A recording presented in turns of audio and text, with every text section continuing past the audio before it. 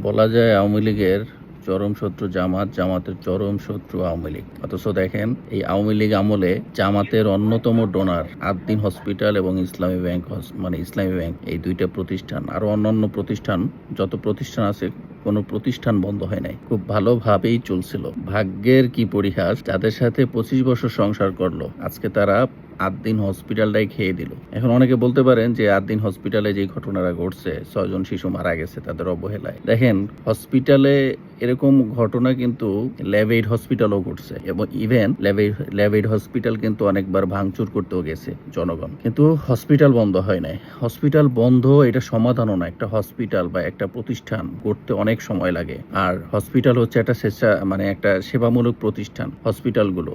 তো এই প্রতিষ্ঠানগুলো মানে হঠাৎ যদি বন্ধ হয়ে যায় তাইলে জনসাধারণ মানে দুর্ভোগের শিকার হয়, বিপদের মানে ক্ষতিগ্রস্তের সম্মুখীন হয়। তো আদ্দিন হসপিটালটা আসলে বন্ধ হওয়ার পক্ষে আমরা কেউই না। 6টা শিশু মারা গেছে, যে কারণে মারা গেছে সেই কারণ চিহ্নিত করে তাদেরকে শাস্তির আওতায় আনে, বা অন্যান্য শাস্তি, যে কোনো শাস্তি দেওয়া যেতে পারতো, কিন্তু হসপিটাল বন্ধ এটা কিন্তু মানে কেউই মানতে পারছে না যারা জনসাধারণ আছে। এবং ইসলামী ব্যাংক খাওয়ার পথে আদ্দিন কিন্তু খেয়ে দিছে। যেই ইস্যু নিয়ে খাইছে ওইটা কোনো ইস্যু না, ওইটা কিন্তু সমাধানযোগ্য, ওইটা সমাধান করতে পারতো অন্যভাবে হইলেও। তো সমাধান একটাই, মানে আদ্দিন হসপিটাল খেয়ে দিছে, এখন ইসলামী ব্যাংক প্রায় পথে পথে খাওয়ার পথে। বাকি যে প্রতিষ্ঠানগুলো আছে মানে জামাতের, সেগুলো মনে হয় আস্তে আস্তে পথে পথে করে দিবে।